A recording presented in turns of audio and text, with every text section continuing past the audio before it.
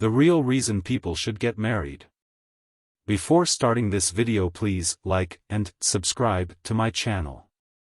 If you have any suggestions, leave them in the comments section. Thanks. So, without talk of fairy tales and soulmates, let's discuss the real reason people get married. To stay at the top of the food chain. Let me explain. Priority number one as a human being is survival. Think of it like this. If you don't survive, nothing else really matters. Once you've learned how to survive, priority number two as a human is the survival of the community, because without the community we won't stay at the top of the food chain very long. We aren't the biggest, strongest, fastest, or most aggressive animal on the planet, but we are the species of animal that learned how to create a society and band together for the common good of everyone. Marriage is a way to create family stability so that our communities continue to be replenished with functioning children, giving our community depth. Before our government convinced us that it is in our own best interest to let them educate our children in a public school system, parents were usually responsible for the children's education because it is the parents who have the most at stake in this process. You see, for the bulk of human history we didn't have modern medicine or access to the variety of foods and supplements we do today, and people didn't live very long. We also didn't have social security and health care for the elderly, so parents relied on their children to take care of them when they got old. It was imperative that their children learn how to survive as soon as possible. Public schools, on the other hand, draw out this process, and are mainly geared toward teaching children how to conform to a work culture. As long as you're smart enough to fill out the paperwork and push the right buttons, you'll do fine in the current work culture. However, these young adults seem decidedly ill-prepared for critical thinking about life and death situations that our ancestors faced almost daily.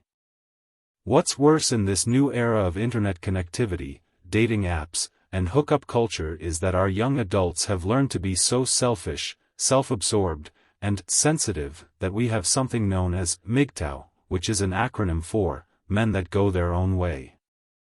Modern American women somehow believe that being a mother and wife is somehow beneath them.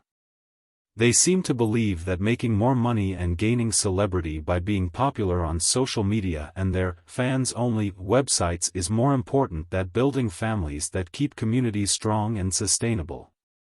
Many even believe that having children is something they never want to consider. Think about this for a moment and let it sink in.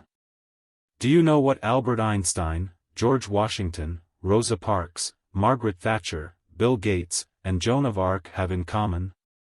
They all had mothers. Here we have young people at the very end of a long line of ancestors going back thousands upon thousands of years who never seemed to consider that the lives of their ancestors were considerably shorter, more violent, and lived mostly in poverty.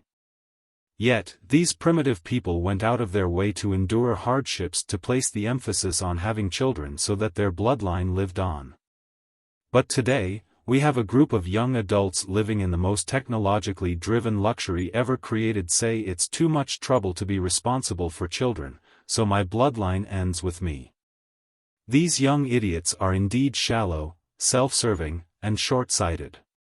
Marriage is a business proposition that two forward-thinking human beings enter into after careful consideration. It is about love, of course. That is the love of surviving and the survival of their communities. All relationships are about building things.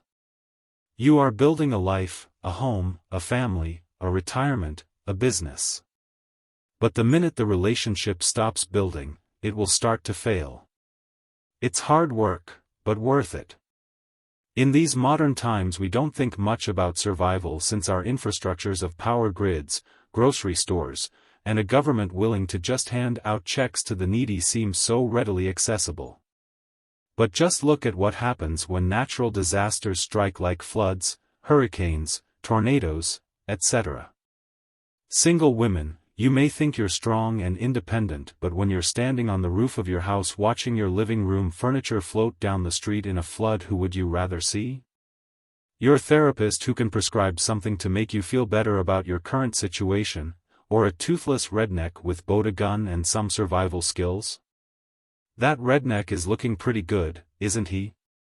In the past 60 to 70 years, divorce rates among the middle income and low income in America have increased significantly. However, the divorce rate among the higher income couples hasn't changed much. If you look at it from a distance, it is pretty easy to see what is happening. We are Americans in a capitalistic society, and we are making a profit. It's just what we do. Take note, no matter who is having a bad time in America, there is a business poised to profit from it. Someone dies, funeral homes profit; someone is sick, hospitals make money; natural disaster strikes, construction companies are ready to rebuild; and of course, divorce, because lawyers make money, courts make money. Instead of just one house for the family, there is need for another residence. Each residence needs furniture, children need therapy, depressed spouses need medication, and sooner or later they may decide to do it all over again. Face it, folks, no one wants you to be happy and content in a capitalistic country. Happy and content people don't spend their money at the same rate that people who are angry and afraid do. Our economy counts on us remaining separated, segregated, angry and afraid. Do you see anyone doing anything to stop it? Of course not. Now consider all of these facts when you ponder why the higher income earning Americans' rate of divorce hasn't changed like the middle and lower income couples have. Maybe the rich know something the others don't. It's just the American way of business, making a profit from people's misery. Don't take it personally, it's only business, and the rich will continue to profit. Maybe it's time to take a more in-depth look into how men and women work together to build cities, and roads, and technology, and modes of transportation, for thousands of years, all the while growing our population exponentially. It seems so sad that today we can't seem to agree about even the most basic issues without someone getting butthurt and triggered. Do you want your bloodline to live on? Do you want your children, grandchildren, and great-grandchildren to survive and thrive in the future?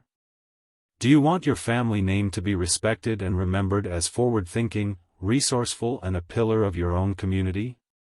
Then start being part of the solution. Start with this.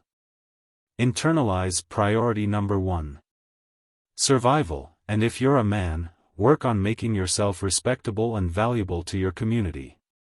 If you're a woman, work on how you will add value to the level of a man's respectability and his peace of mind. After you have achieved priority number 1, move on to priority number 2, the survival of the community, which will be where you begin the interview process of finding a suitable spouse. The future path will be easy to see once you have these priorities in place. Survive and be well.